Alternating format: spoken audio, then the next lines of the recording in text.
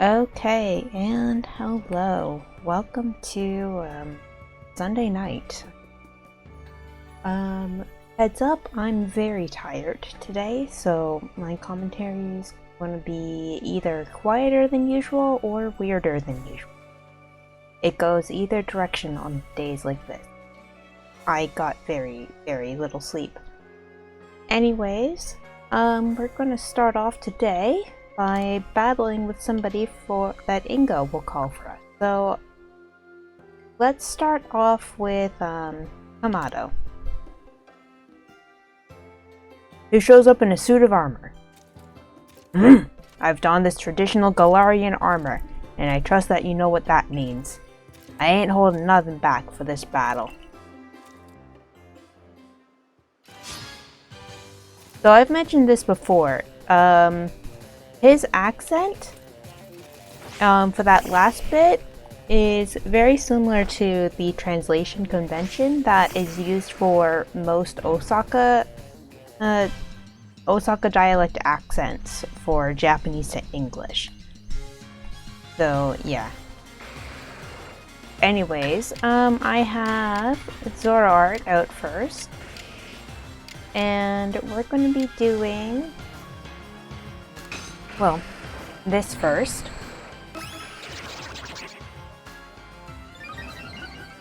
And yeah, Kamado is one of the few trainers that actually shows up to these fights with a full team of Pokemon. When I say full team, I mean five Pokemon. Because that's pretty much full for this area. I don't know actually yet if anyone has 6 Pokemon in their team. I think Ingo might. Uh-oh.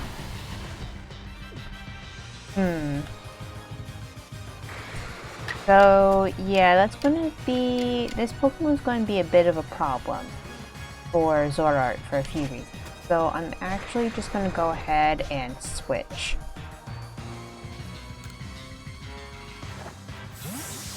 So, Zoroark is a bit fragile, which means that it's going to be better if I can switch in Scizor. Now, unfortunately, Scizor doesn't get the speed bonus until much later on in this fight. Ooh. Fire Punch? Really?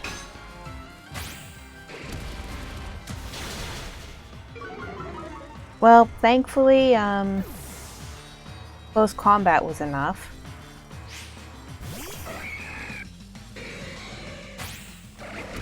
But man, close combat back at me when Scizor already took damage is not good.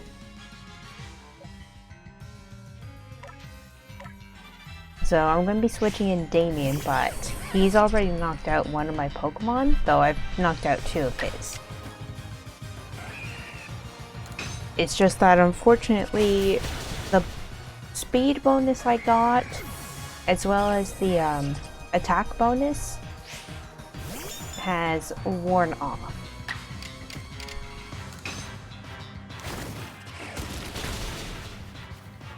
Also, can I point out that it's really interesting that in these fights, I can just walk around the whole field. Like, I can get this angle for a Braviary, for one. For this Braviary versus Gliscor fight. However you say it. I can get this angle. I can watch it from, well, Kamado's side. Oh. Battle decided. I would expect nothing less from a member of the Survey Corps. You understand Pokemon well.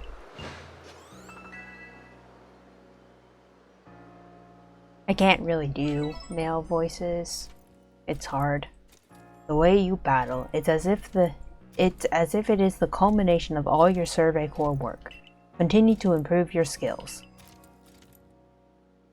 Alright, so, I battled mostly with Kamado before Ray because I didn't remember, which Pokemon I had first. Hi Dazzle, yes, Pokemon.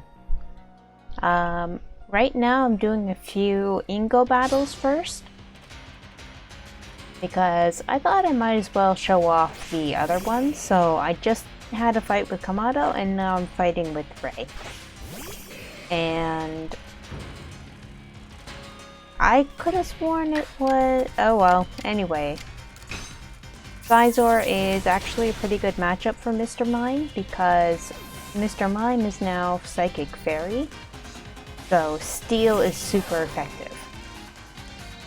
I will say this though, I am sad that they took away from Steel's defensive capabilities. Uh-oh. And instead, they gave Steel the attacking bonus to Fairy type, so Steel does 2 times damage to Fairy types, but they also took away a bunch of Steel's defensive capabilities. Oh, enjoy your food when it comes. The VODs will be there eventually for you to catch up.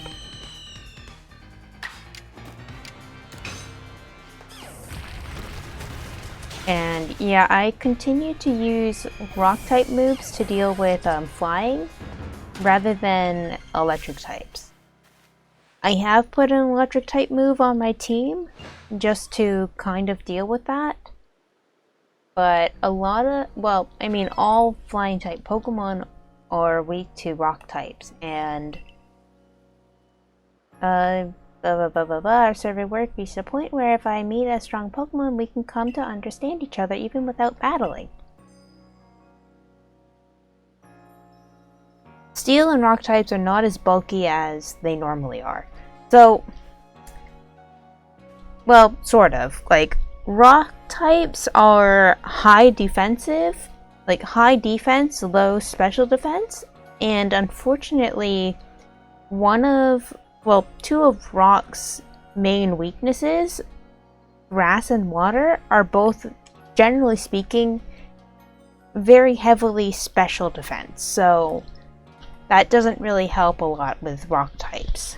There's also the problem of water is very, very common in the games, as you know, 7.8 out of 10 for Hoenn.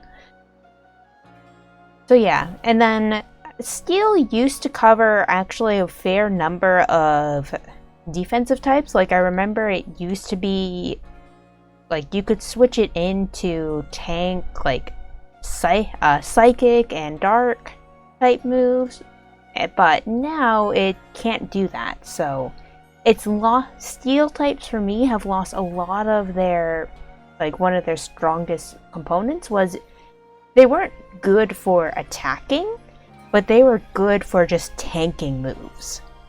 Umbreon is even more of a physical tank than my Rhyperion, which I find odd, but at the same time I won't do anything about it. Yeah, Umbreon is known for being like the tankier evolution. Ooh, congrats on the shiny. But yeah, Steel types I feel used to be very good defensive type. But not anymore. Oh! You, Ingo. I like that little bit of dialogue there. Just you, Ingo. Now then, follow the rules and drive safely. We're headed for victory. All aboard.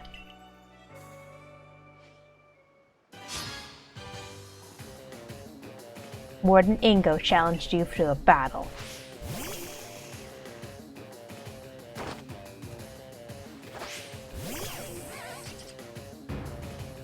Alright, so yes, Ingo is quite possibly one of the only trainers that has 6 Pokemon.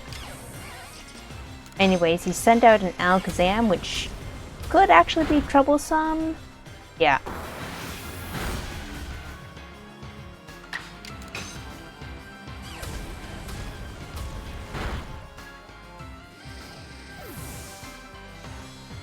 But one of the consistent things with Alakazam is that they're not always the best. Oh no. Alright. With Machamp, I'm in a bit of a pinch. Okay. Because it knows Ice Punch. Ah, Glycer versus Glycer battle. So, guess what? I can do the same thing.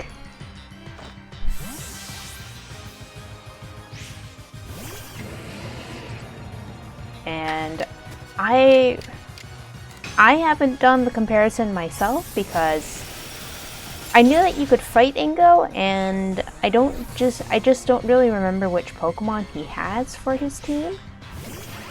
But I wonder how his Pokemon compare to like his black and white team. Anyways, the Pokemon I have out right now, my Samurott, is a very bad matchup. So we're going to be switching out.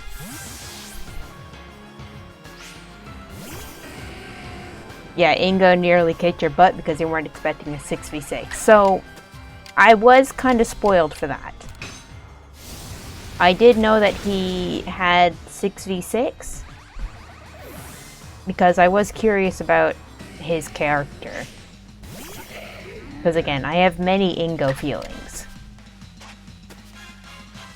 Like, just send him home.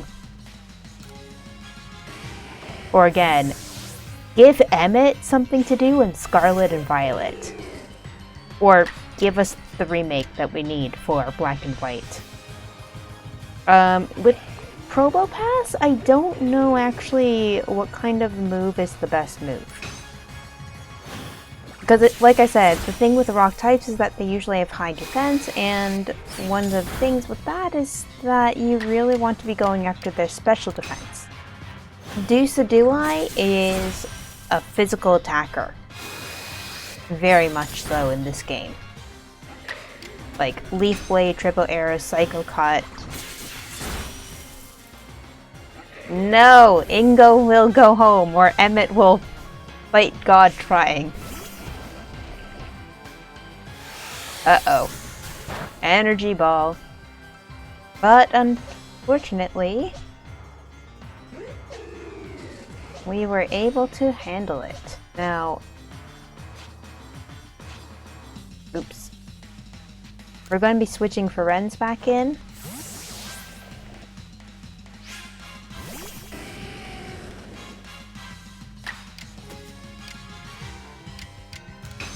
And I am a little sad to see he doesn't have the Ghost-type Pokemon on his team. Because Chandelure is the Pokemon that's most commonly associated with Ingo instead of his brother. And he doesn't have a Fire type on his team either. Sometimes I find myself saying things without knowing where the words came from. Yet those words seem to fill me with power. But returning to the matter at hand, I hope you'll challenge me again sometime. Alright, so I really like battling all the people that he summons for you.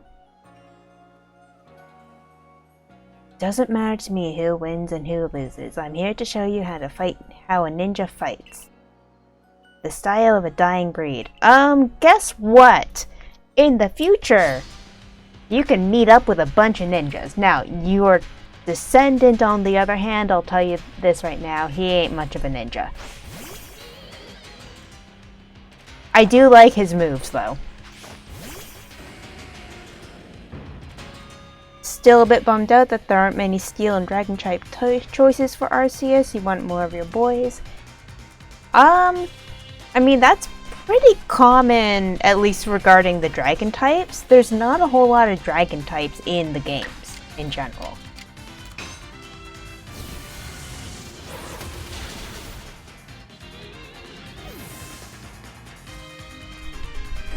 Like, Dragon types are always, like, the sort of very revered type. Uh-oh. Yep.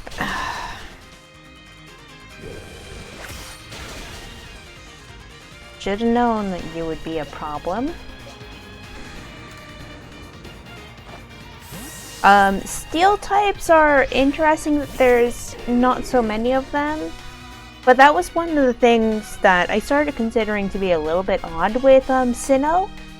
It's known for being a very rocky, mineral-rich region, and yet there aren't so many, like, rock and steel type Pokemon, I feel.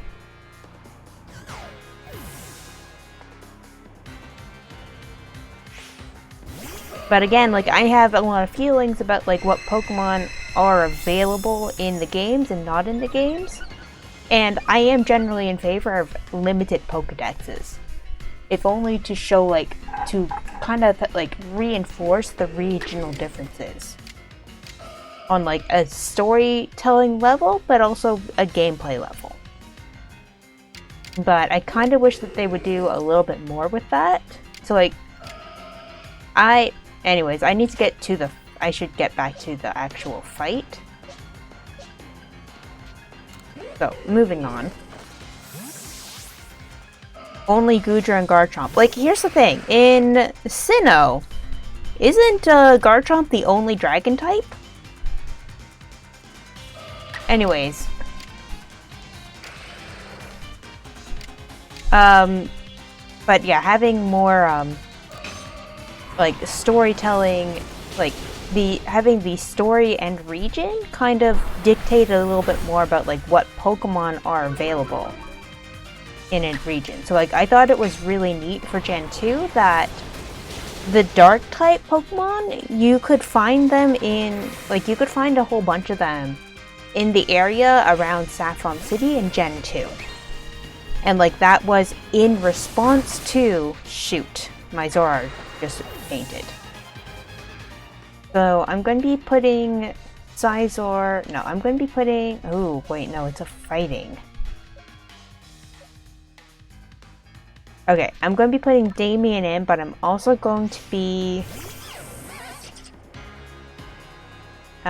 using a healing move first on Zoroark. I know that my Pokemon get healed at the end of each fight, but the point of this whole thing is that my Pokemon get experience.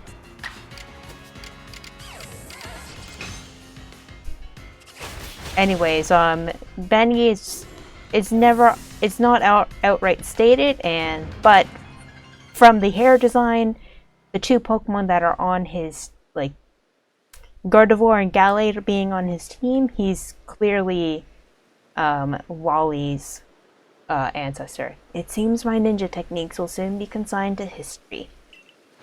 Go to Kanto. Found a ninja school. I'm just saying. Suppose I'll go prepare some potato mochi. I'd probably better start coming up with some new dishes, or else everyone will get sick of these.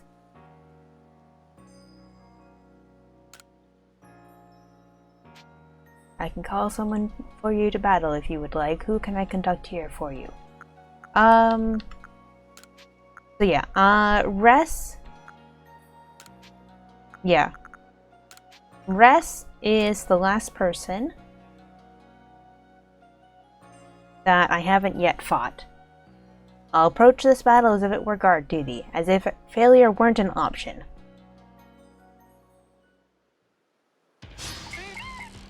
Oh, right! This guy! With his, like... Oh! Oh, that's interesting. He has all three of these guys out. Anyways, I can say this right now. The Pokemon I currently have out is not going to be a good matchup. But I'm going to do what I can do.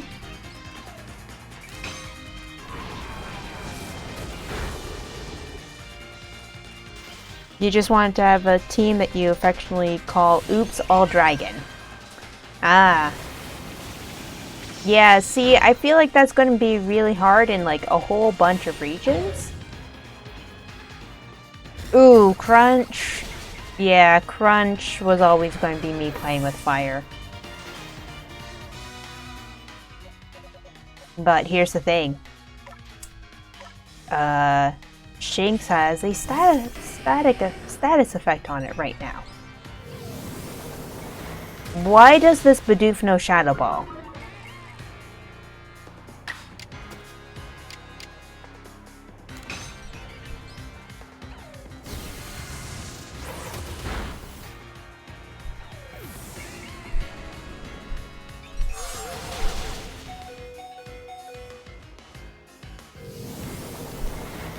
Man, all of these Pokemon know moves that can just take out my lead Pokemon.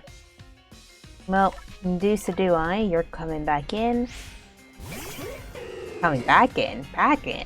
Anyways, I want to take care of this Bidoof, and then I'm going to be... Then I'll switch to something for... Starly.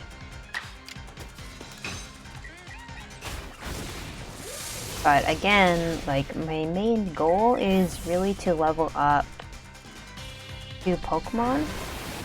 Yeah, that Air Slash is going to cause me a lot of trouble. Like that. So, like, come on. Alright, I'm going to be switching in Damien again because Damien has really pulled through for me.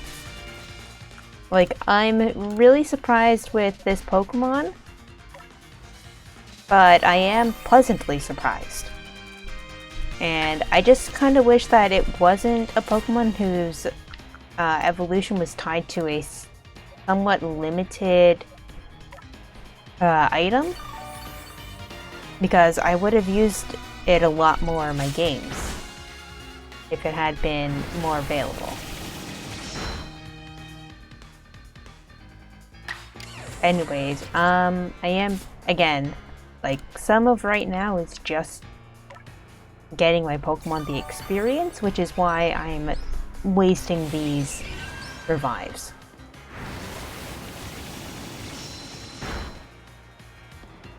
Man!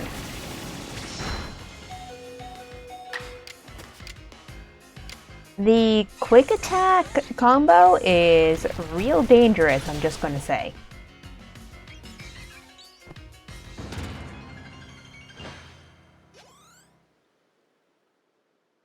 So I don't think I'm going to be battling Russ very much. He has 3 unevolved Pokemon, and that's not very good for experience. I'll keep what I learned from this battle in mind as I continue my training. I'll keep guarding the front gate from everything. Except Bidoof. Because Bidoof are generally harmless. Alright, so anyways, I have finished showing off each trainer who's available to battle in town. I suppose I actually may be able to go back and battle Irida and the others. I've heard that. So that might be some of the content that I show off before I do the end game. You know what I mean by that, I hope. Anyways, we're going to be heading to the Alabaster Icelands again. And the problem I have right now is that, well, first of all, I didn't even pick the camp I would want for that. But secondly, well, I think this is the hole that I need for, what do I call that Pokemon? Glaceon. I'm gonna go. I might be back at the end if Master Chef won't distract me. Alright, have fun. I guess your food is here? Anyways, the stream will be here, whether it's live or in VOD form. Anyways, I'm back here in the Alabaster Icelands to finish off the main quest, sort of.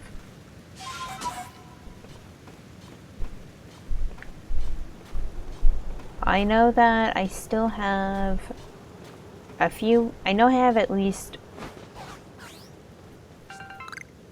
one more main Pokemon to catch, just in general, and I'm ignoring it right now.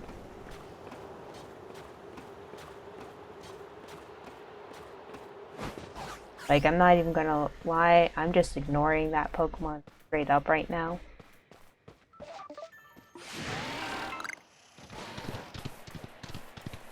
Because I feel like it. And I'm ignoring that quest right now. Because I feel like it.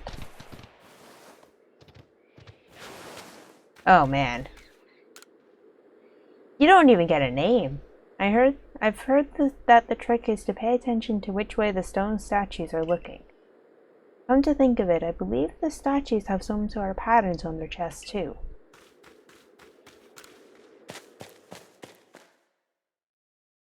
Oh man, this guy doesn't even get a name and he's on guard duty? Dang. That's pretty unlucky. Anyway, I'd like to avoid battling too many things if I can help it! Okay, that's a terrifying attack.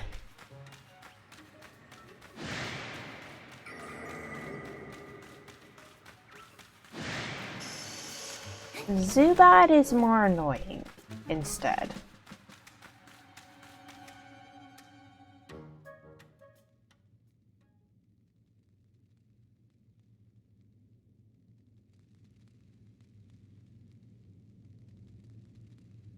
Oh, wouldn't have expected to run into you up here, Kimiko. What are you up to? I didn't expect to run into you up here. You're here to try to find the secrets lurking in Snow Point Temple, aren't you? That's what my clairvoyance told me. You do tend to get mixed up in all kinds of strange going-ons, Kimiko. This door here, well, they say behind it sleeps a Pokemon so great it could tow around the entirety of the continents that lie to the south. No matter what we do, this door just won't seem to open. Oh, sorry. No matter what we seem to do, this door just won't seem to open. That was Sabi who was supposed to be saying that line.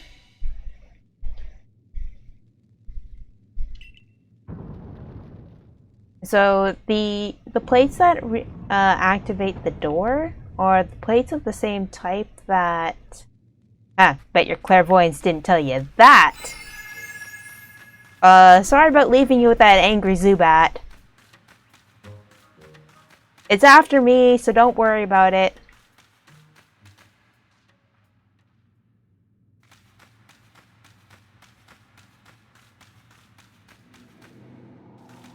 Alright, nothing that way.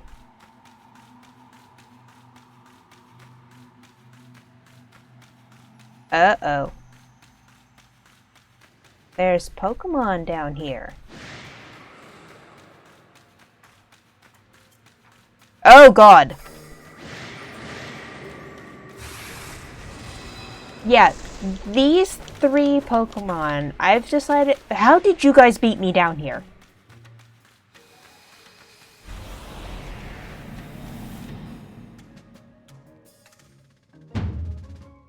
What in time is that thing? It's colossal! It seems to be a Pokemon, but let's see what my clairvoyance has to say. Yep, definitely a Pokemon. My clairvoyance showed me a vision of it in motion.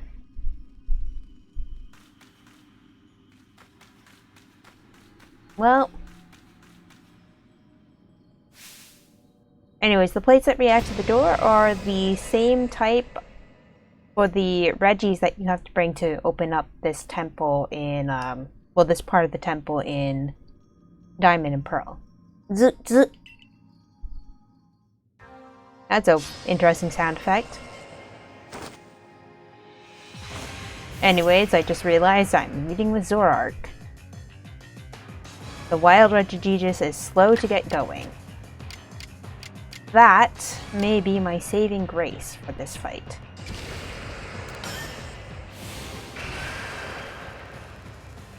Now, the one thing I didn't check was, do I need to defeat it or catch it? It's not clear right now. Anyways, ooh, critical hit. Ooh. I think I need to catch it. And one of the things with Regigigas,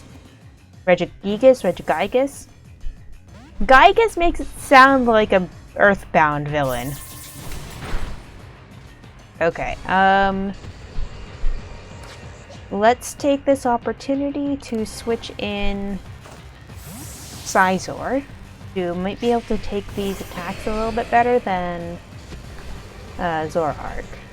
And then let's keep trying to catch Regigigas. Regigigas. Okay, whew. Yeah, I don't know if they've changed around some of the catch rates.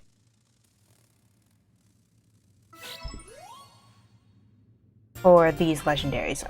I've also just realized I put hot water in my mug to make tea, but I didn't put in the tea bag. I got the blank plate because normal means blank, means nothing, not a type by itself. Gain the power of normal type. And the main thing with normal type is that it's only one type is immune to it, and only one type resists it. Now that was one solid Pokemon, like a giant born of the very earth. And yet it's a normal type. I guess this is just part of your job with the Survey Corps, huh? What kind of Pokemon is the one that you just caught, Kimiko? I can't wait to see it in the Pokedex when it's done. Yeah, I'm pretty curious to read everything Mr. Professor writes up too. See you, Kimiko. We should do another chase sometime. I would much prefer to have 1,000 of your chases than to ever have to do another balloon race ever again. You've gathered the plates related to each of the stories Kaguya told you about. You should head back to Kaguya's retreat. Alright, so I have finished up that part of the quest. Now, the main thing is going to be getting out of this place.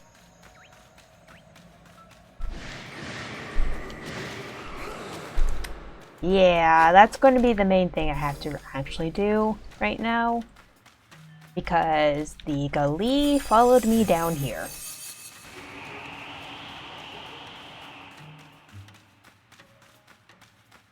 So yeah, we're only 30 minutes into the stream right now. And I think the real question is, do I want to head into that end game? I think that's what I tweeted out. So I might as well go ahead and do yes.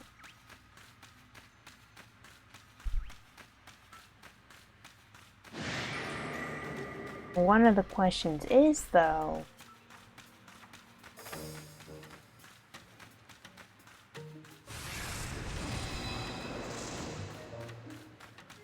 oh, I don't see how to get up higher in the temple. Oh, wait.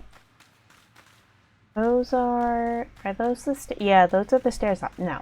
I was asking that question because there's an Alpha Gallade in here. And I want to try fighting it again. This time I have a slightly better team for it. And it's also pretty much the only place I know where you can get a Mega Gallade. Mega Gallade? Wow. Alpha Gallade. Look, I miss having Mega Evolutions. I'm just gonna say that flat out. I miss Mega Evolutions. I think that they were better than the Dynamax. And I think that the Dynamax evolution should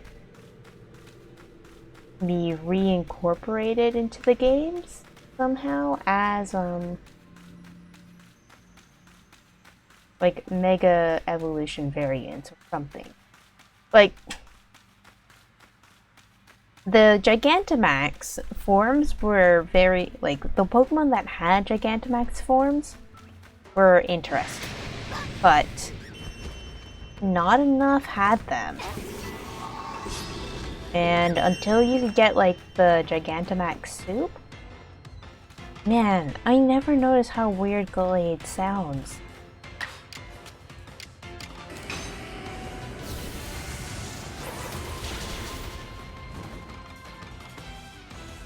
Blade is burned, which is actually pretty good, unless it uses Psychic.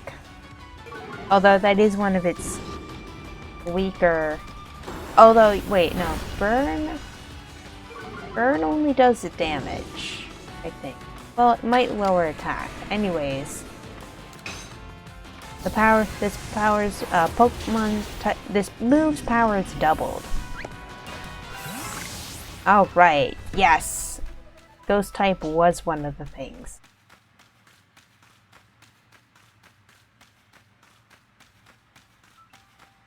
Hi there, little guy.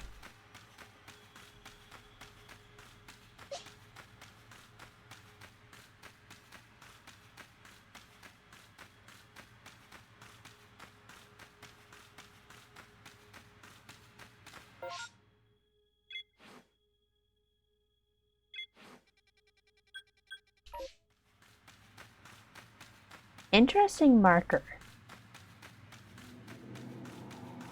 But I guess that's about telling me how to leave this building. More than anything else. Anyways, Snowpoint Temple is interesting. But that's one of the things with this game is that the focus is definitely more on catching Pokemon and the wilderness than, like, anything. Okay. Oh!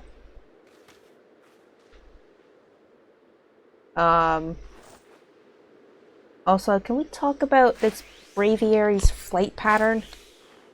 It's super annoying.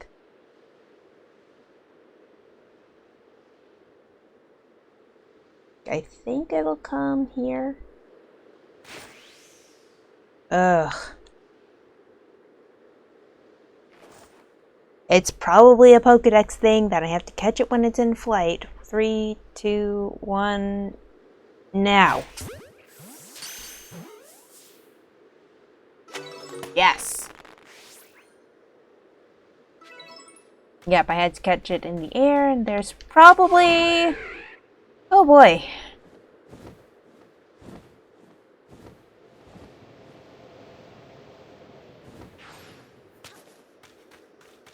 Oh wait, that's just how I came in. I thought there was like a second secret roof or something. Dang it. But yeah, like, the temple designs are kind of boring. And I think, like, that was something that I saw as a complaint for Sword and Shield, that the towns were quite boring. And I will give them that.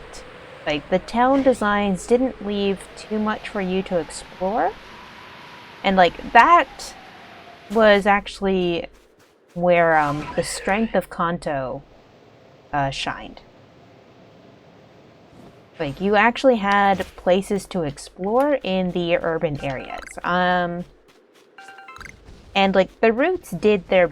And I'll say that too. Like, the routes did their best with the technology that was available to them. Now, looking at the route design in the future, from a meta point of view, yeah, they're pretty boring. It's, like, kind of a straight road with, like, patches of grass. You got that really weird fence part on route... I don't remember which route. The one that's between Lavender Town and Fuchsia.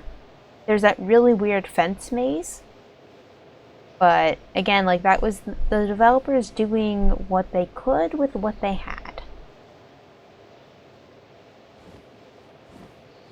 And like visually speaking, like the roads just weren't interesting, and the problem is that if you're going to stay true to the Kanto road route design, there's not a whole lot of room for, like, if you want to stay true to that, there's not going to be a whole lot of room for variety.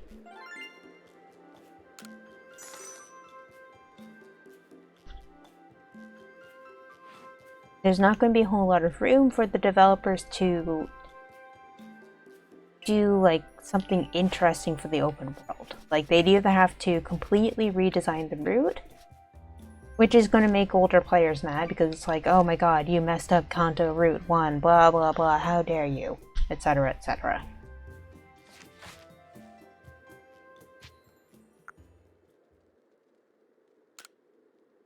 Or, yeah, like you run the risk of upsetting older players if you change the route design, but at the same time, if you do keep the new one, you run the risk of boring new players.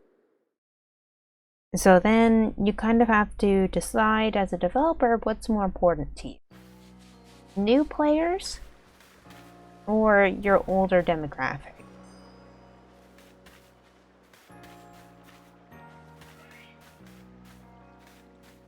So, yeah.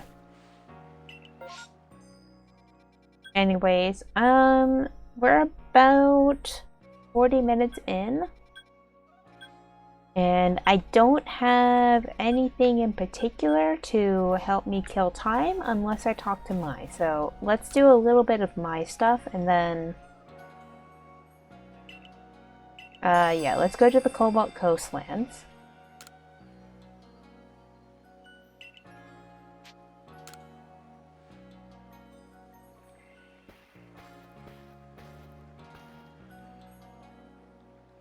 What a fine surprise meeting you two out while fetching supplies for our settlement. Kalaba filled me in. You're looking into mass outbreaks that happen during rainstorms? Well then, I'll tell you what I recommend. Sticky globs. Sure. Hitting a Pokemon with a sticky glob will slow it right down. I bought the recipe at the Craftworks myself by request of the settlement. I'd better get back to the Icelands, not that it'll take much time with well-trained legs like these. Interesting. The Pearl Clan is recommending the Galaxy Team's sticky globs. Right then, let's set off for the beachside camp.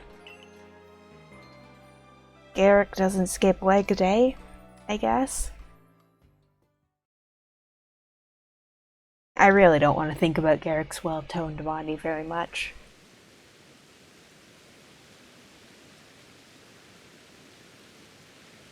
It seems we've arrived in time to catch another massive mass outbreak.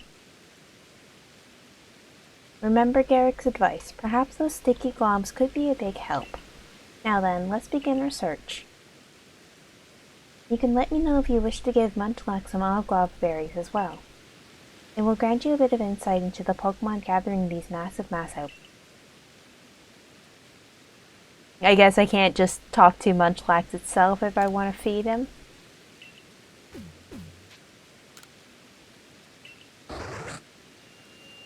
Alright, so as long as I have the Oglob berries in my bag, then that will do me just fine. Now, oof. So I'm gonna go all the way out here to the Chatot. Not that I particularly care about Chatot.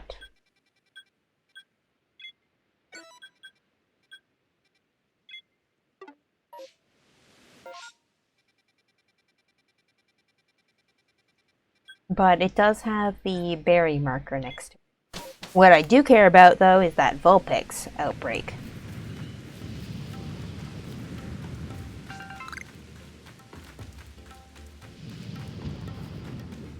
Okay, I thought for a second there I saw a really, really bizarre,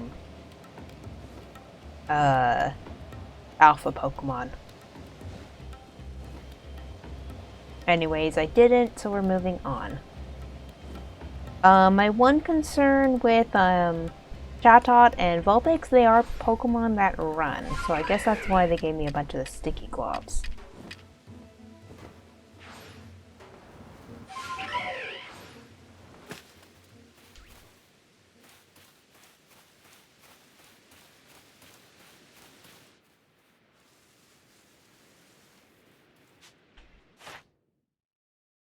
Electric types.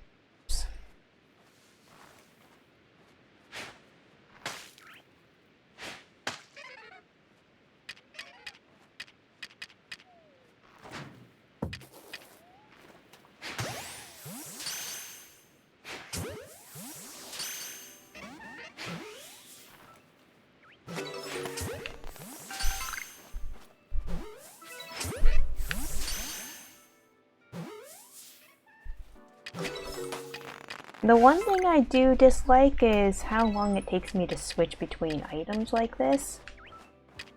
Because, like, I have this right here.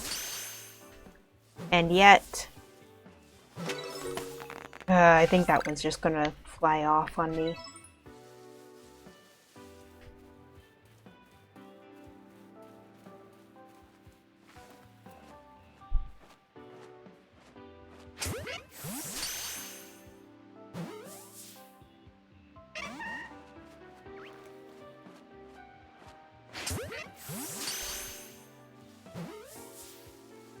Alright, I think I get that message because I was still only on the first one.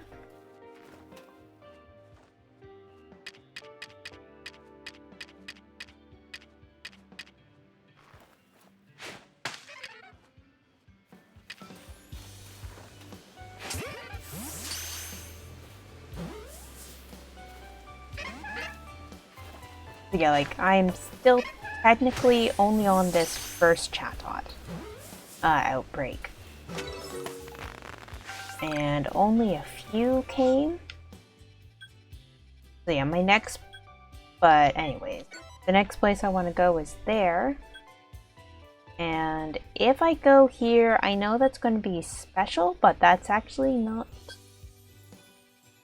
what I'm interested in. One, I find swimming Pokemon to be really difficult.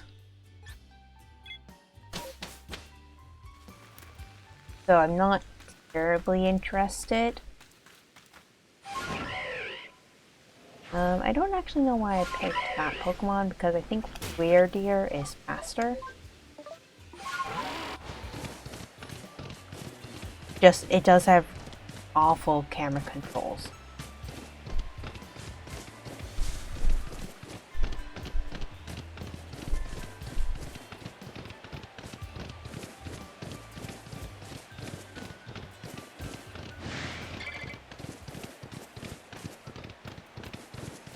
Now, one of the things that I would try to like to do is figure out, oh my god, what is going to be the best place for me to try to hide from all these Vulpix, because unfortunately, we're just kind of out here in the elements. Not to mention I have something that's seen me and wants to fight me.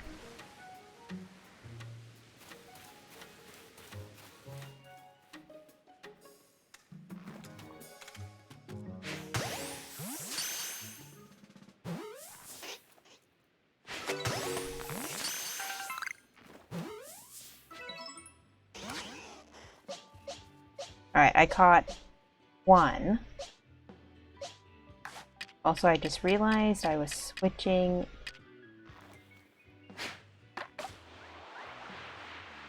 And I forgot to bring better berries for this.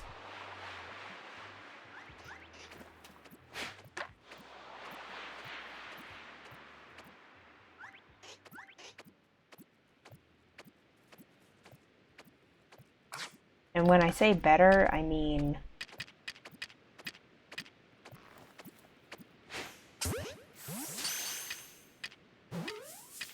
ones that don't have like a really big positive effect.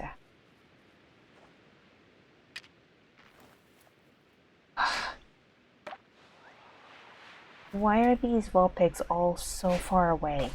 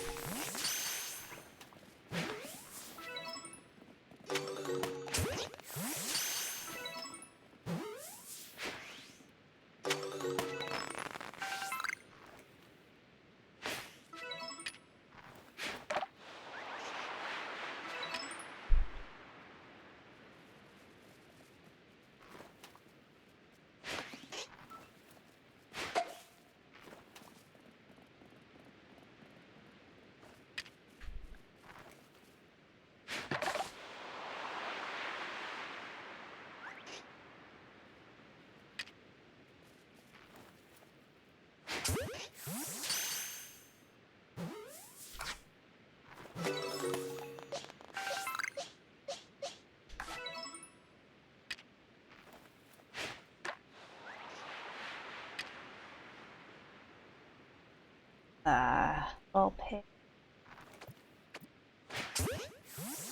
The rainstorm may go on a bit longer, so yeah, because Vulpix is the second mass outbreak I've interacted with.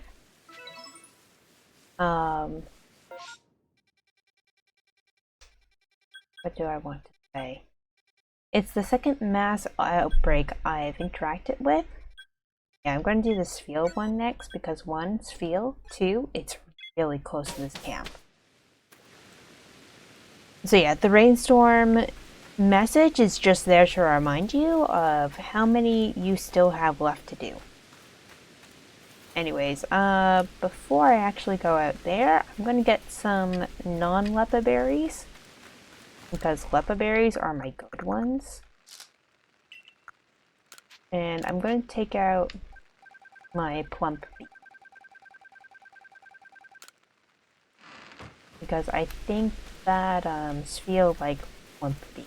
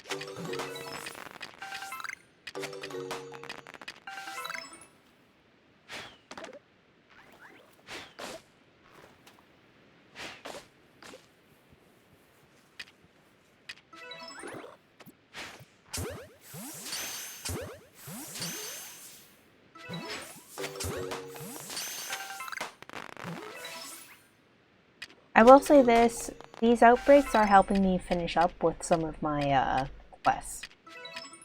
Now obviously I could take this opportunity to instead try to do like some of the battle requests. Like the defeat. There you go. Yeah, number defeated has to be 25, but at the same time, that's more if I want to try to get a perfect Pokédex entry.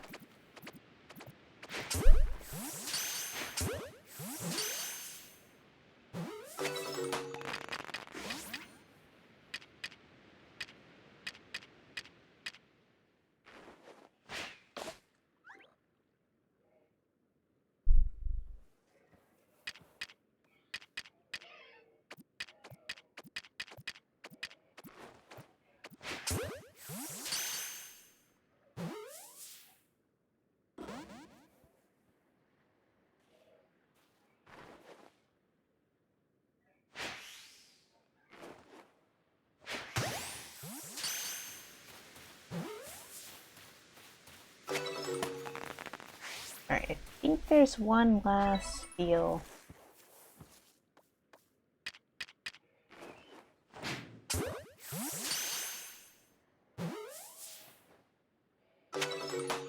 Yep.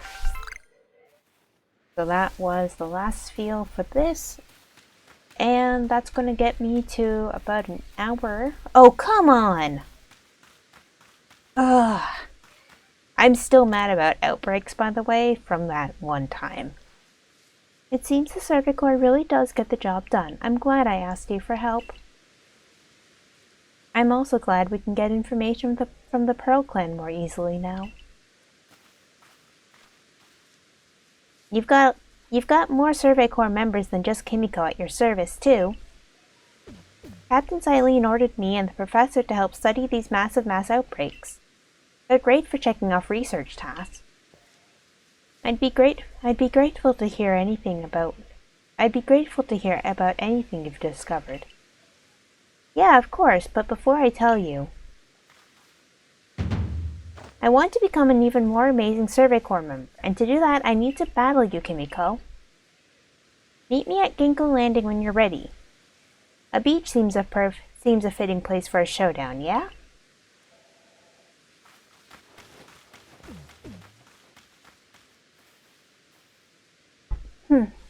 The straightforward passion of the young. Most admirable. Alright, so that's new. Alright, so I'll take care of battling Ray. How are my Pokemon? Alright, they're fine. So, let's just try to get to Ray before I get attacked by too many Pokemon on my way there.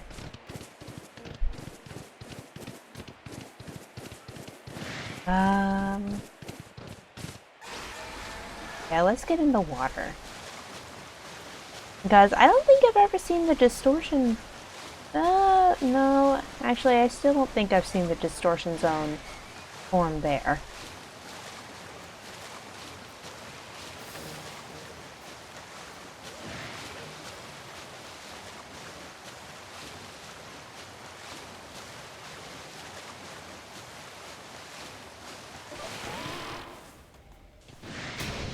Oops.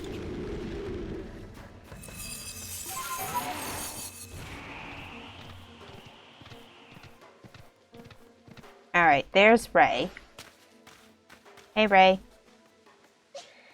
How's feel? You're just gonna chill right there, aren't you? You're really just gonna chill there the whole time going dong, dong, dong, dong, dong, dong. Anyway, let's start the fight with Samurott. If you want to hear what I know about massive mass outbreaks, you'll have to battle me for it. You're on. You fell from the sky into our world, and I don't want that to be for nothing, for you or for me. We're going to keep on working for the Survey Corps together, so I'm going to show you that I can beat you.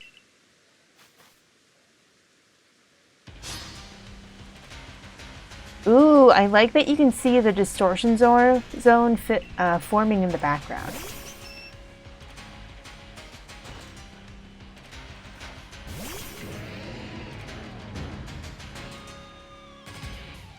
Okay, yeah, that's actually pretty neat.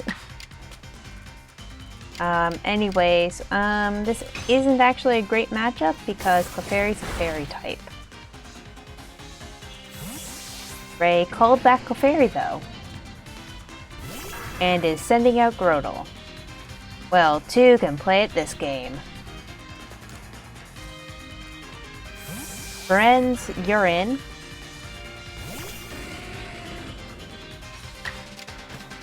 So, okay, that's interesting. Ray gets a Grotle in this part of the storyline.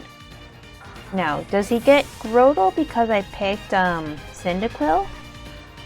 Or does he get Grotle just in general? Anyways, Clefairy used Shadow Ball, and he got to use a move right away.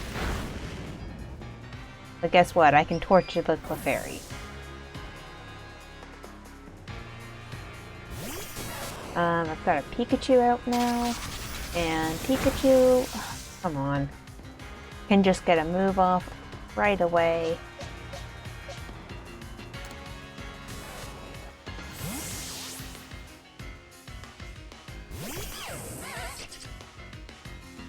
Alright, but yeah, I think that because I picked Cyndaquil, Ray gets Grotle.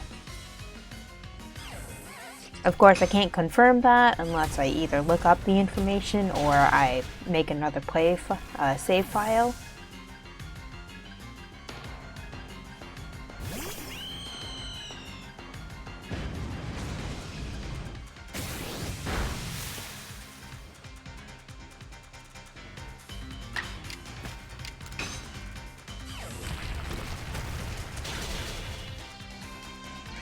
Yeah, I'm really starting to like rock moves to take down electric type Pokemon.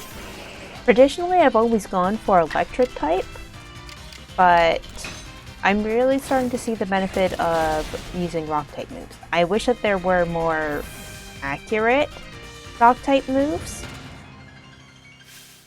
and I think that there's nothing you can't beat with that strength. I have mixed feelings about rock types. I never really saw a great purpose for them until recently. I want to get stronger. If I could only become a worthy opponent to you, I'm sure I'd be a better asset to the core. Or just become better for yourself, not for your job, Ray. Pika! Pikachu. You understand how I feel?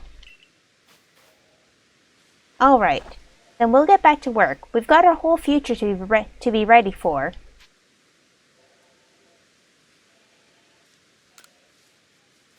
That's the spirit. Oh wait, I forgot what I came to see you for in the first place. Let me tell you the theory the professor and I came up with regarding massive mass outbreaks. We think Pokemon are gathering around lingering traces of energy left behind by the space-time rift. But we need to survey more to learn about how the energy traces are connected to the thunderstorms. I don't understand a word you're saying, but it sounds like you know what you're talking about. We have to discover the cause of these massive mass outbreaks and find out if they're dangerous, for all Hisui's sake. Good luck to both of you out there. See you around.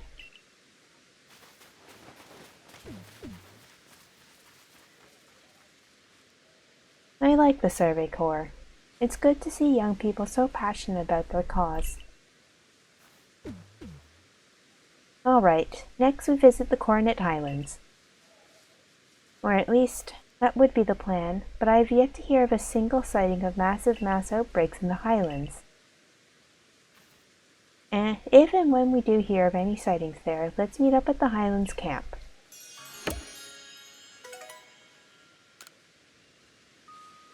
Alright. So,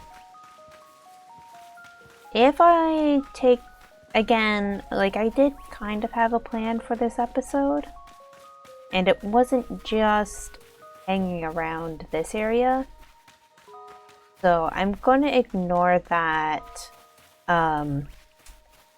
space-time rift. And we're going to do the end game. The first end game, I should say. Hopefully.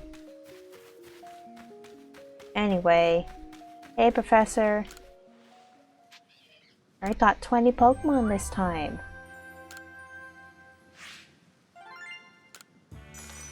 Ooh, 20 or more is one of the research goal levels.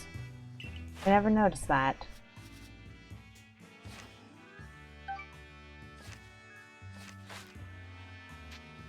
Alright, we're going to return to the village. I kind of wish that there was a way to pick a new map location without going back to the... But anyways, we're not going to go into the Highlands. We're actually going to go to the Ancient Retreat, and we're going to do this quest.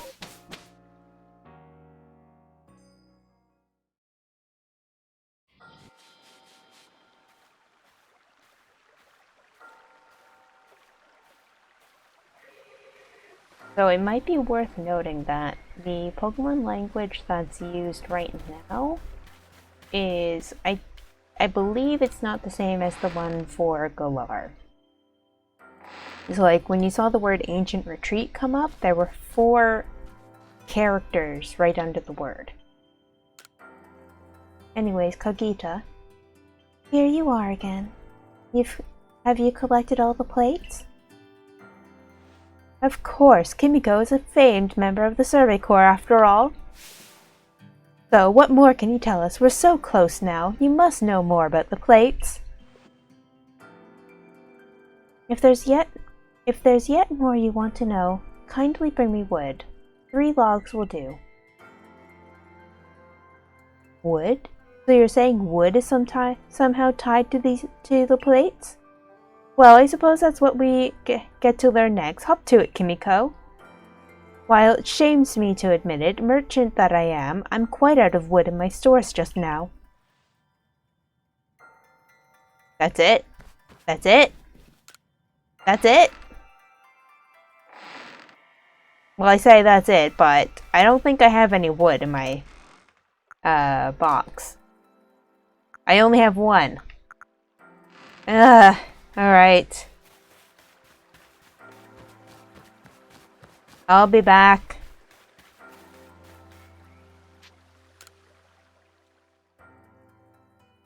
I just saw it flash red right there. That was interesting. Oh, because it's a different time of day. So we'll be heading back out again. And, a Heights camp brings me close to the Heartwood, and that's one of the most reliable places to find wood, I think.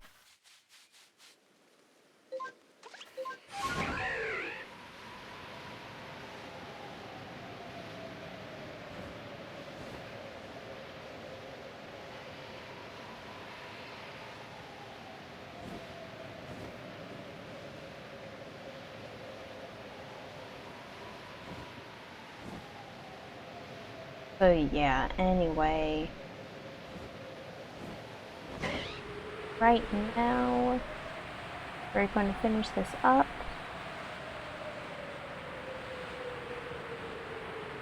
But yeah, I think I was talking about story and region type availability, and how I do kind of like restricting it, so like making the Pokemon that you have available in regions be somewhat dictated, like I do like that it is somewhat dictated by like where you are, rather than having them all available at once. So yesterday I mentioned Alola, and how like for that region very specifically, having more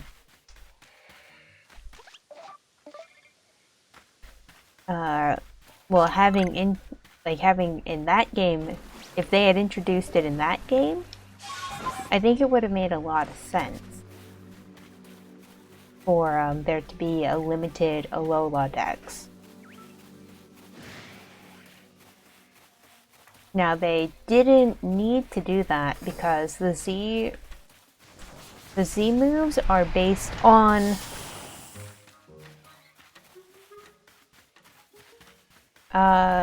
Z moves are based on like the moves, they're not tied to Pokemon like the Mega Evolutions are. Now that said, in the story, Z moves are tied to Alola as a reason. And that's why in general I'm just in favor of that being something that's limited to Alola for real world metagame reasons.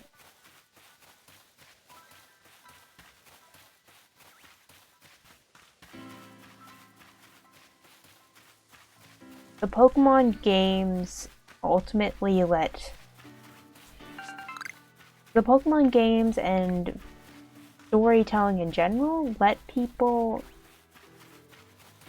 like either create an ideal world where the problems that they face and are facing and have been faced by people don't exist.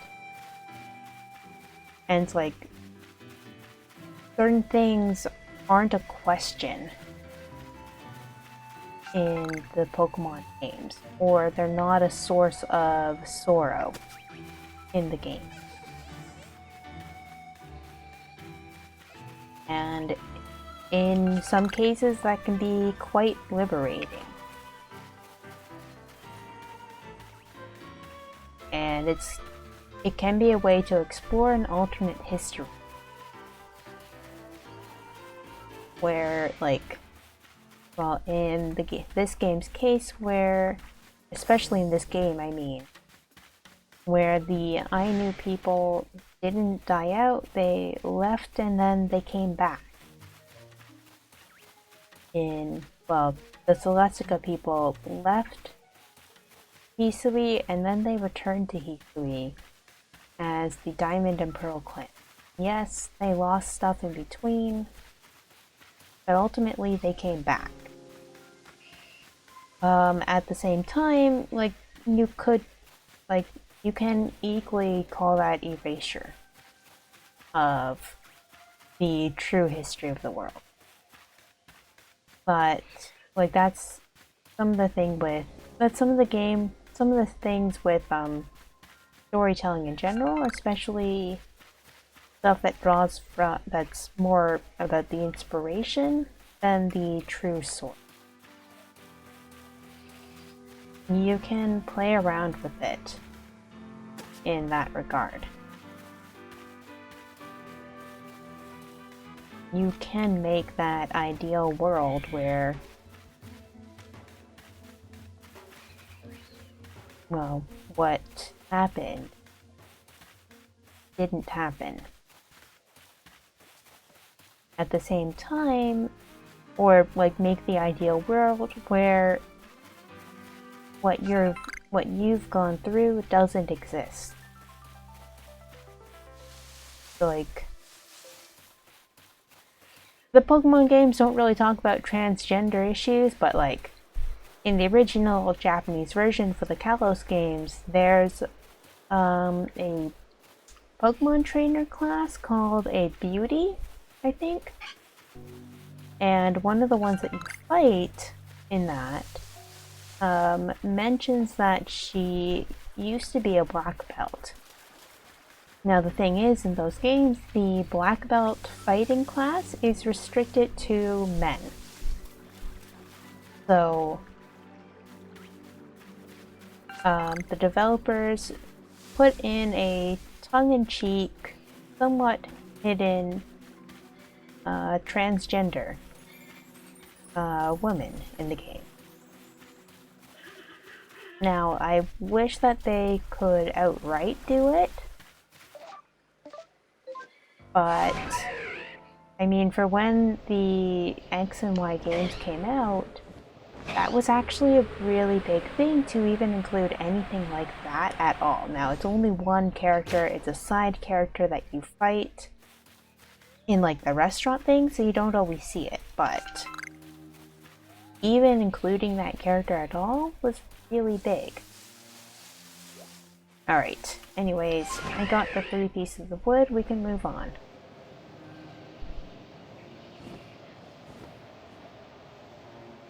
So yeah, that's just kind of it. The stuff that we almost take advantage of now in 2022,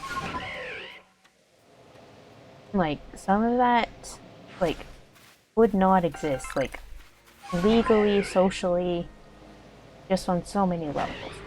It could not exist before.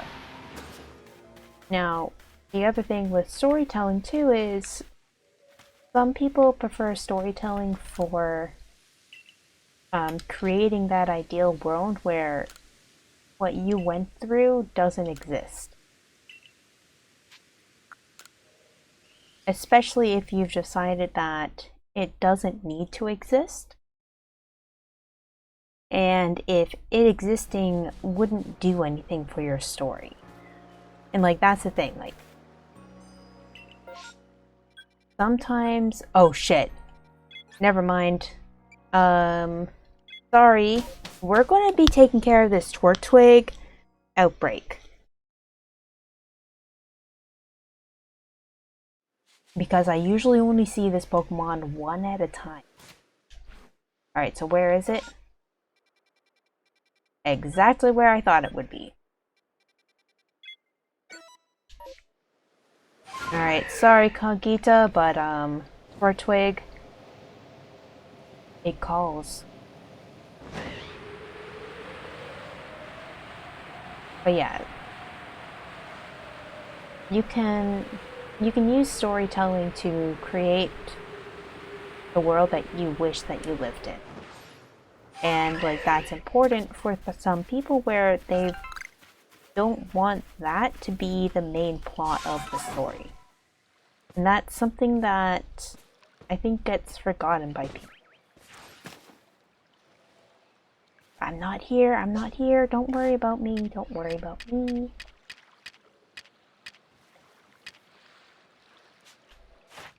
What food do you like? Okay, thank you, you plump beans, because that's kind of all I've got.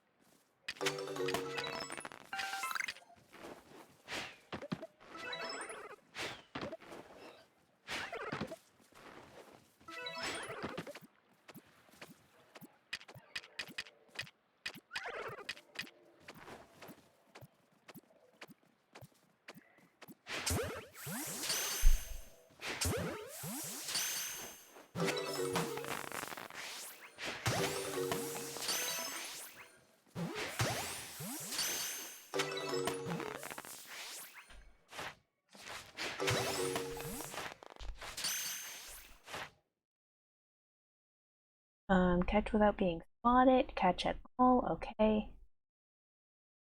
And, okay, I need to give food one more time.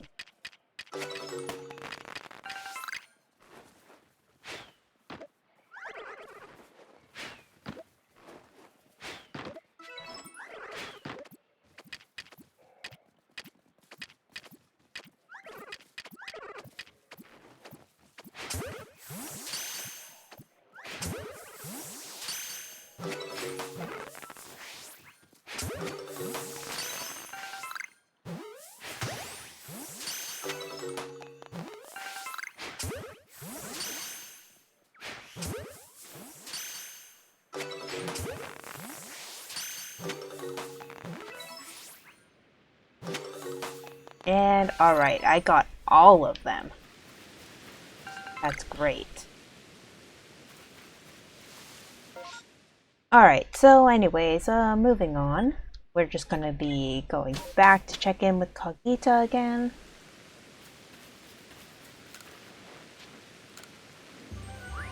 But yeah, you can use storytelling to create an ideal world, especially if you want to have a character have something about them, but you don't want it to be the main facet of their character, because you feel like it's not what you really want it to be about.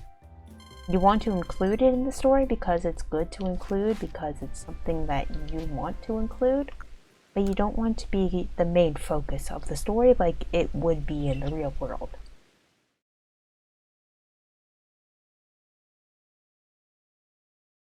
And then the other part of storytelling too, though, is that you could, if that is part of the story that you want to tell,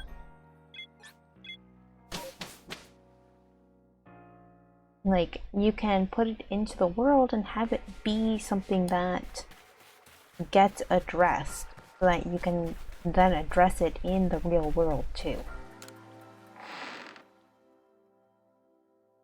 You have a way of telling your message in game, well, in the story, so that it can be expressed for the real world where that might still be an issue. If there's yet more you want to know, kindly bring me wood. 3 logs will do. Have you gathered the 3 logs I requested, Lost One? It's interesting, she calls you Lost One. Which does highlight your status of, like, well, being lost. Oh ho, this certainly ought to do. Now the moment comes at last, the big reveal. What, pray tell, is the secret behind this wood? Secret? Your expectations need tempering, I feel. This wood is merely for fashioning myself a new cutting board. Cutting boards? You mean for cooking? The plates we're after aren't dinner plates. This is hardly the time for cooking. How you complain for one shirking his own work this very moment. Poor Ginter of the Ginkgo Guild must have his hands full with you. But honest work earns honest pay. Here you are, Kimiko, a reward for the wood you've brought me.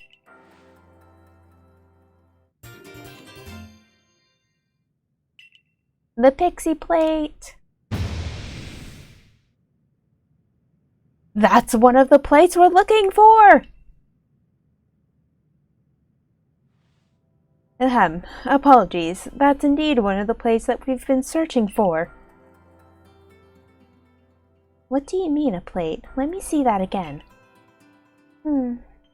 This does rather look like one of the plates you've been tracking down. While the engravings upon it made it less than accommodating as a cutting board, whatever ingredients crossed it certainly gained a more pleasant flavor. Perhaps that was the board's power. The plate's power, rather. Well, no more need saying. What do you two intend to do now? Well, we've managed to collect quite a lot of plates by now, but I still don't know what we're to do with them exactly. It's just a hunch, but perhaps we should have a look around the Celestica ruins? Those ruins contain statues of both Dialga and Palkia. They might hold more secrets. I see. A fine pretext to continue shirking your mercantile duties to crawl about in old ruins as you so enjoy. On with you then. I don't need you telling me I'm going. The Celestica ruins, Kimiko. I'll see you there. I really like that Kogito was just using the pixie plate for cutting food. Just like, oh hey, my food tasted better when I use this. And it's like, no shit. Go on now, to the Celestica ruins. I'm curious myself what you'll find there. What can we who live now learn from the remains of our ancient myths and legends?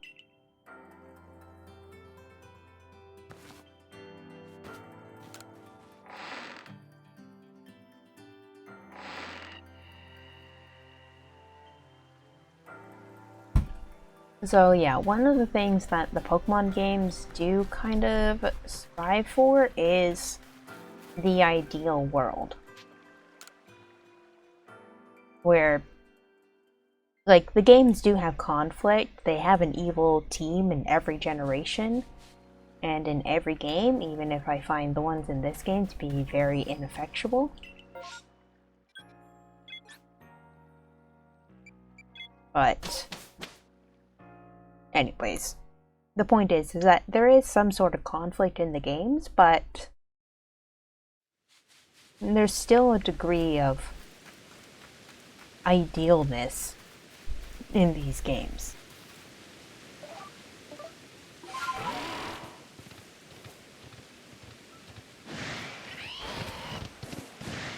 While, like, it does still have some of the... Did I just go right by him? I did. Hey there. Have a look at this, Kimiko.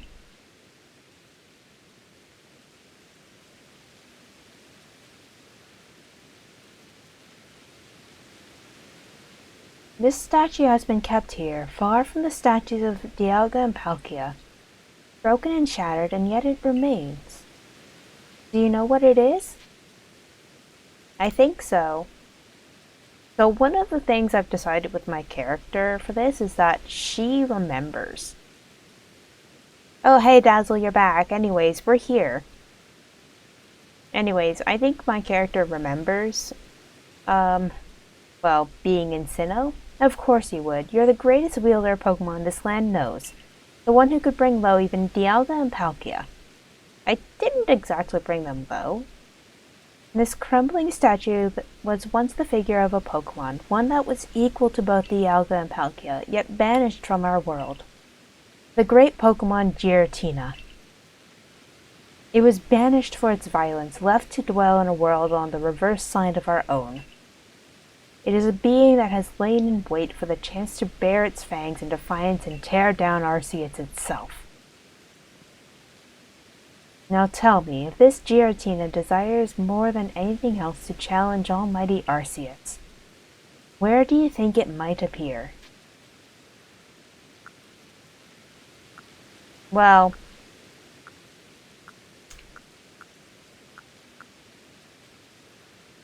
what? She's going to say Mount Coronet. Exactly! Where is one closer to the heavens than any other place in Hisui? And where the space-time rift first opened.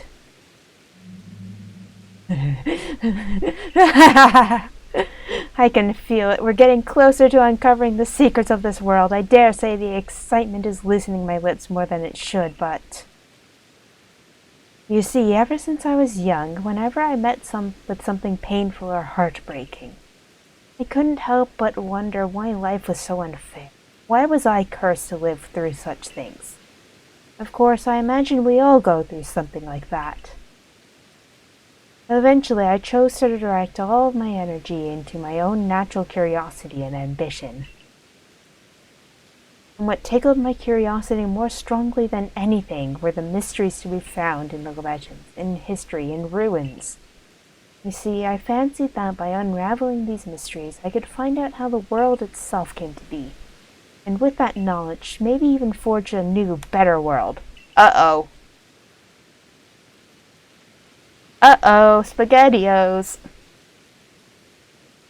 Now, if we can find the realm that exists on the reverse side of our world, and meet the Creator's unwanted child banished therein, perhaps then we'll be able to understand the nature of almighty Sinnoh itself.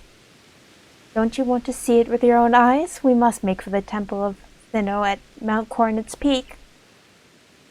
Dialga and Palkia both appeared from within that rift that once gaped open there, didn't they? If these plates can call anything at all, it seems likely that this is where it would appear. And my character is going along with it.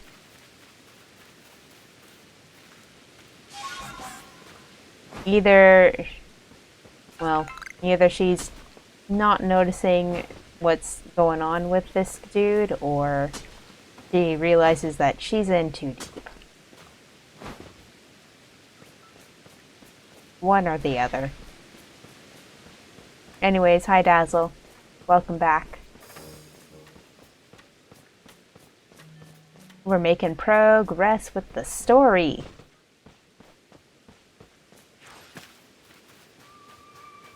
I did a little bit of Daybreak stuff, but I still got some stuff to take care of with Volo. Setting off some alarm bells.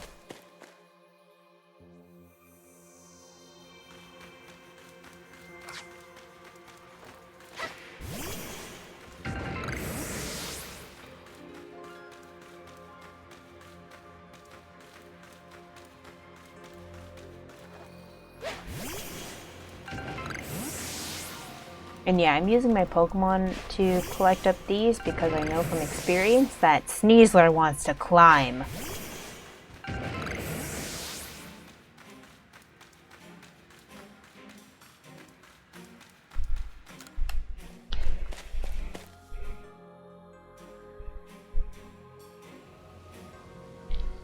Alright, we are at the Spear Pillar, or Temple of Sinnoh. as it is known now.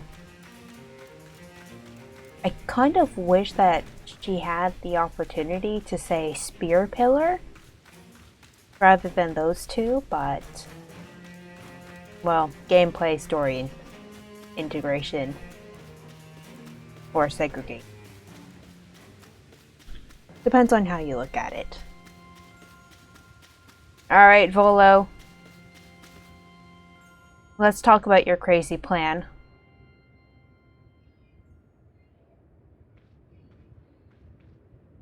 The temple lies in ruins now, columns cracked and broken, like pillars now turned into spears, stabbing into the heavens.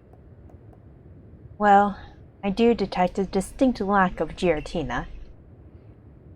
Is something bothering you? I do beg your pardon. I suppose I must seem to be behaving strangely. No shit. You're not the first person to come up with this crazy-ass plan. Well, actually, no. You are the first person, but you're not the first person in the main character's life.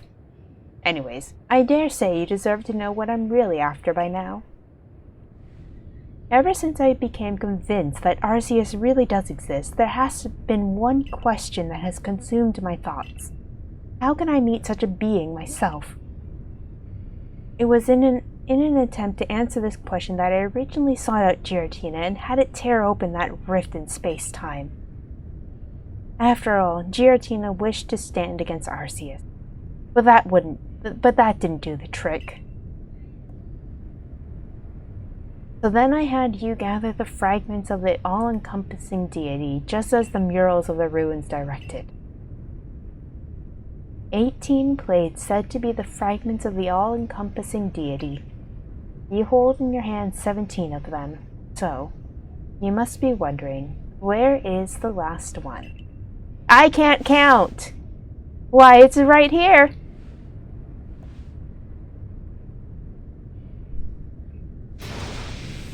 Oh god, he got undressed.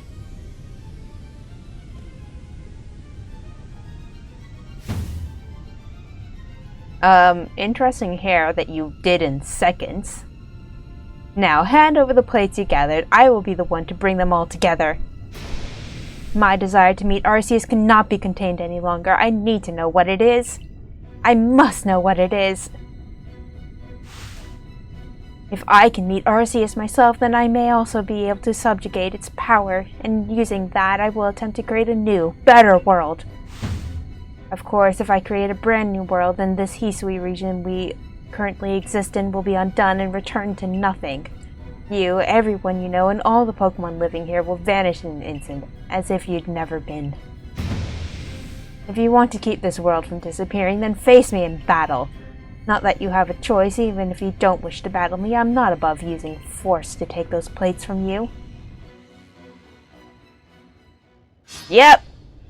Volo has chosen death. Pokemon wielder Volo challenged you to a battle.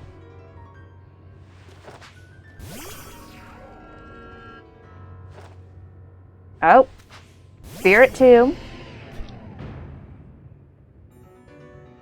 Alright, so I want to get a close look at, well, him right now. Oops.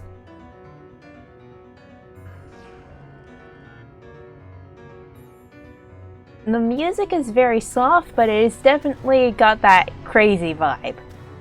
And, man, his hair did something wild. Alright, so anyways, Volo, is the reason why we are here.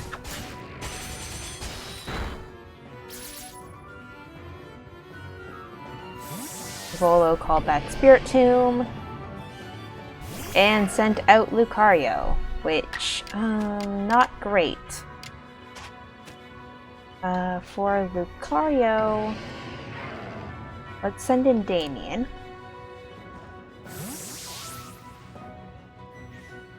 But okay, so Volo also has 6 Pokemon. And, oh, bulk up.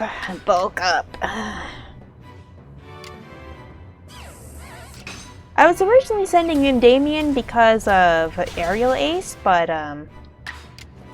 Bulldoze works nicely too. Now, unfortunately, whatever Pokemon he sends out is going to get an opening attack. Oof.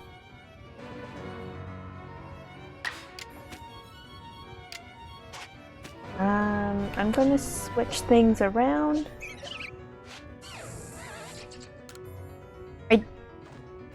We got the crazy piano going on here, but there's not a whole lot else going on with this music. I want something with a bit more pizzazz. I do like that you can see the trainer reacting in the background, like Volo raising his arms, because I used a super effective move. Anyways, ooh, Rock Slide is not good. I keep pressing the wrong button.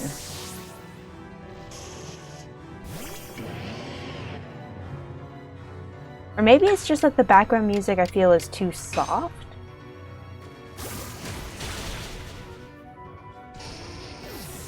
Yeah, I think that's kind of it. It's just I feel like this background battle music is too soft. Oh yeah, you are definitely Cynthia's ancestor.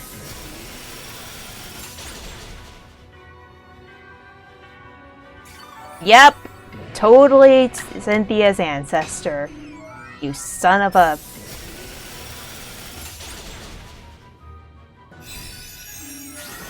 Ooh, Moonblast is not good.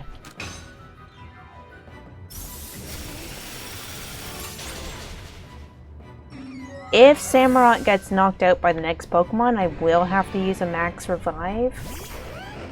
Because yeah, I need it for Garchomp. Damn it.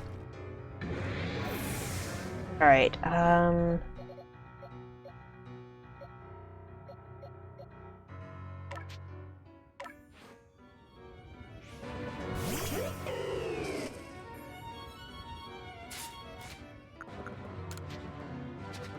actually, I want to save those revives for later. And if...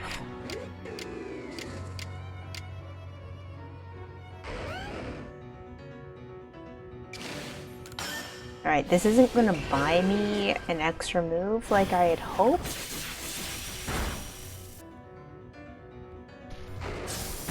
But Usadui is holding its own. Yes.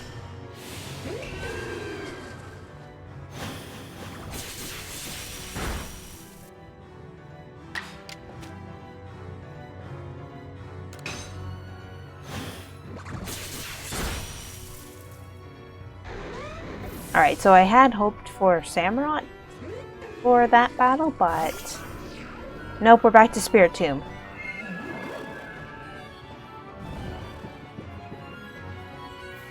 Alright, with Spirit Tomb,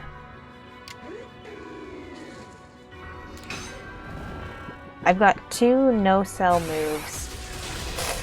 Yep. Alright.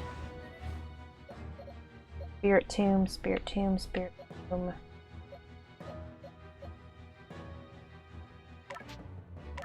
Because again, some of the issue is that Spirit Tomb... Man, I don't have any Fairy-type moves on my team. Well, type effectiveness. And speed. Come on, Scizor.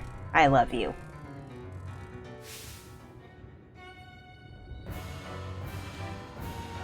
Why? Why you? Why do you have the blessing of Arceus?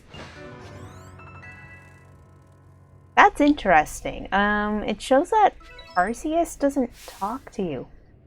Doesn't talk to Volo. Why? How? I've devoted myself to Arceus beyond any other. I've worshipped it as its creator of our entire world. I bent all of my passion and interest to its study. All the time I've spent poring over the legends, everything that I've done. You outsider. It's almost as if you were spat out of the space-time rift just to get in my way. I probably was, to be honest, since you are the one that's opened up the rift. Well, I had Giratina open up the rift. No, this isn't finished yet. Can you feel it? The chill creeping through your veins, the eldritch presence icing your heart. Shang!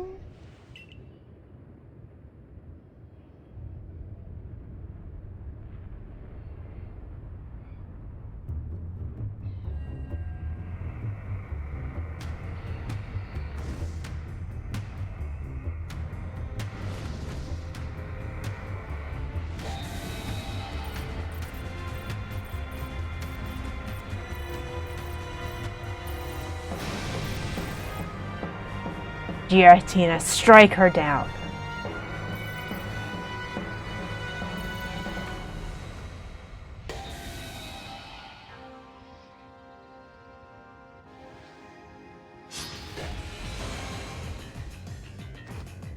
And this is why I wanted to keep my max revive.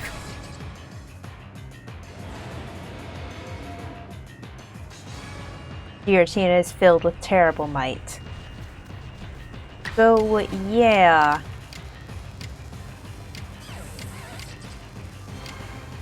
Well, actually, go back. Yeah, so you have to defeat Giratina. You don't have that option here. So, now... Feeling that... It might... If I had kept that... Ooh. Shadow Force. Oh, that looks real cool in this game. Anyways, Aerial Ace. Because it's not strong, but it's always going to hit. So I need to remember that. Damien has a move that always hits Giratina.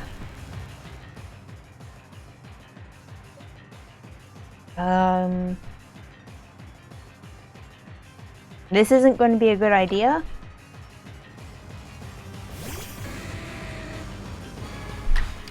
But I do have Infernal Parade.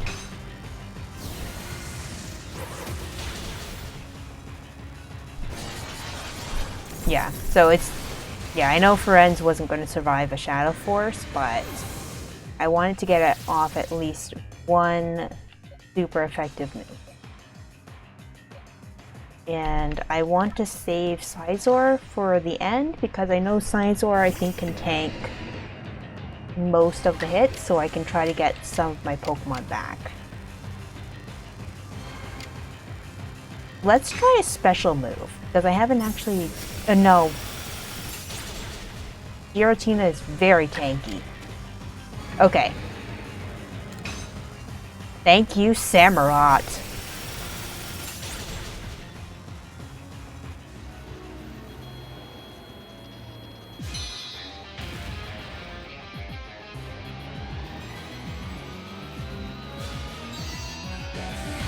Round 2. Giratina unleashed its true strength. Dang it. Opening move. Got me good.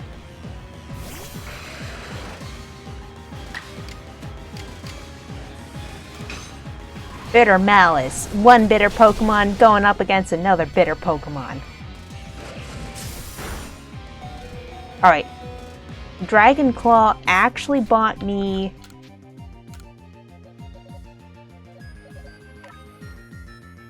time. Rather than have... Oh, yeah, because the normal type means that it wouldn't have survived. Okay, so I have Samurott back.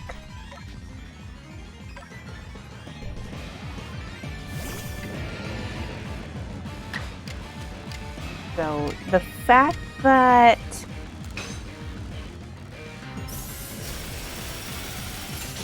The fact that it has Aura Sphere is not good, but Samurott only needed to survive that one.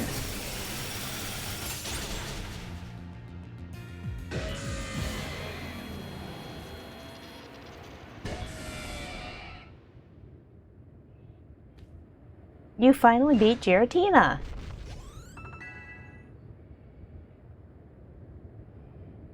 Huzzah! Ishana.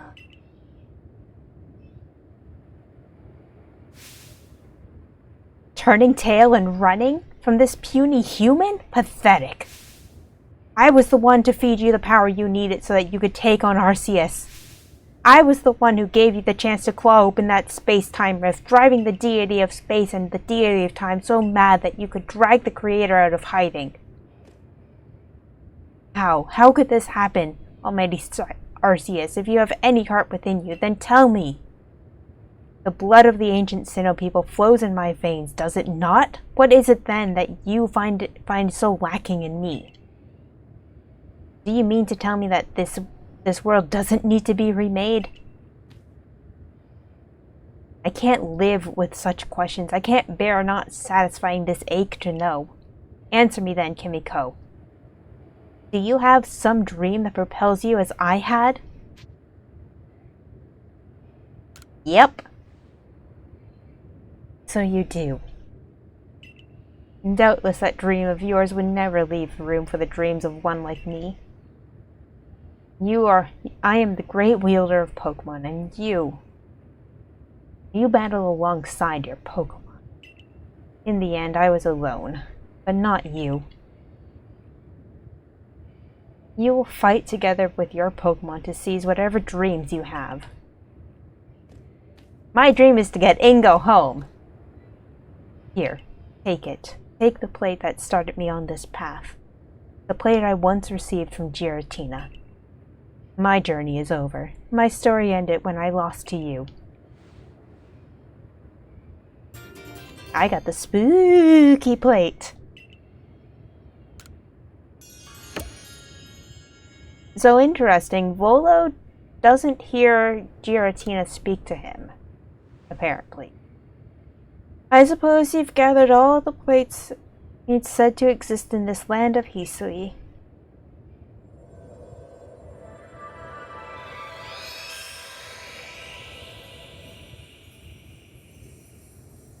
The Celestica flute transformed into the Azure flute. Kind of funky looking little ocarina thingy. So that's it. The Azure flute. Huh. It comes to you. So Arceus wishes to meet you, of all people. You had to be the one. What is it? Is that why you were brought to this world? Quite literally, yes. God tore me from the future and shoved me into this world. No idea how Ingo got here, though. Gah! I have no desire to watch from the sidelines as Arceus comes to you.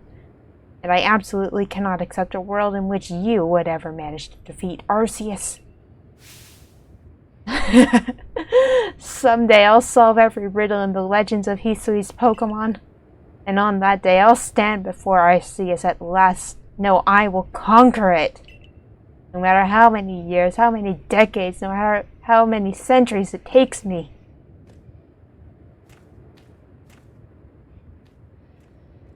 Bye.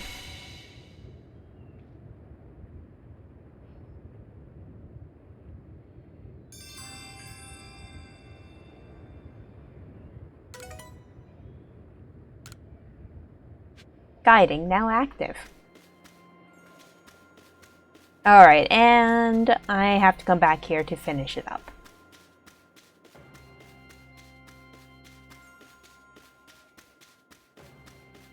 So, time to report back to the...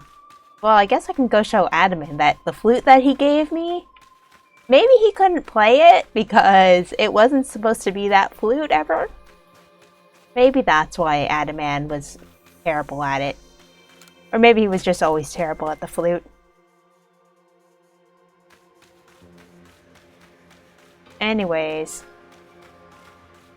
Volo was the true villain of this game, but Akari, the player character, as soon as he said those words back at, well, the Celestica ruins, she should have realized that something was up. Because that's pretty much exactly what Cyrus said.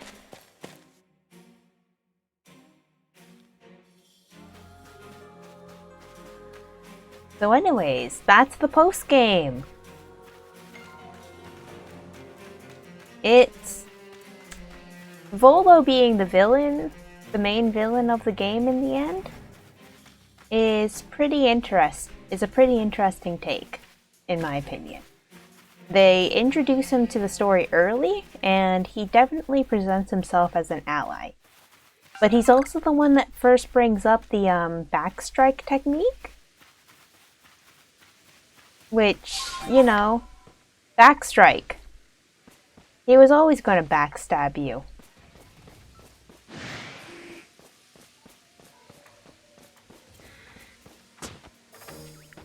The game just made it official. Anyways, Sneasler wants to climb everything. Sneasler doesn't care about your ruins. Sneasler will desecrate.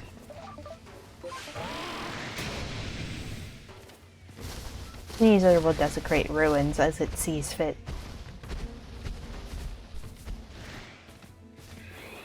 So, yeah. It's a statue of a Pokemon, but it's been broken, and for some reason it's been left that way. Huh. Yeah, I never really noticed this. But yeah, that's definitely Giratina. Giratina, whatever.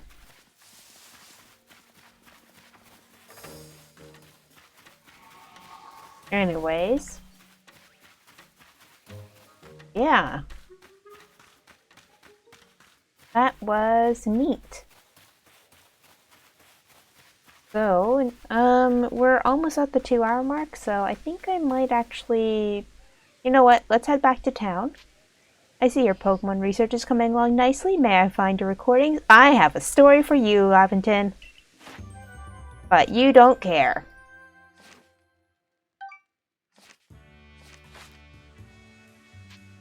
I think we should go back to the village. Boy howdy, do I have a story for everyone. Guess what? Volo! Volo did it. Volo did everything. Kimiko! Hey, Kimiko! Have you heard? There's been reports that a huge shadow appeared in the Cobalt Coastlands, and then just vanished without a trace. Kimiko, my girl, you must tell me. You went to the Temple of Sinnoh with Volo, correct? What exactly happened? I tried to tell you.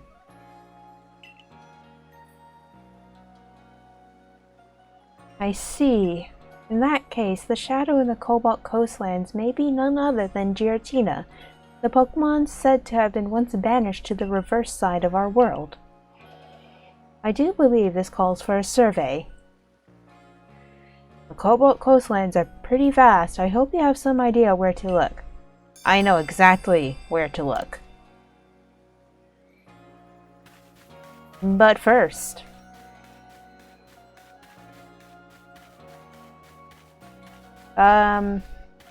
Hey, you know that your, partner was super evil? Oh, that's where you are, Mai. So, any... The deified Pokemon, okay. Okay.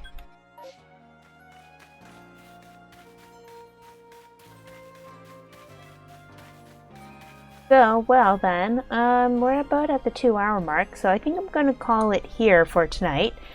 We got the post-game! Hurrah! We did it! We found out Volo was evil.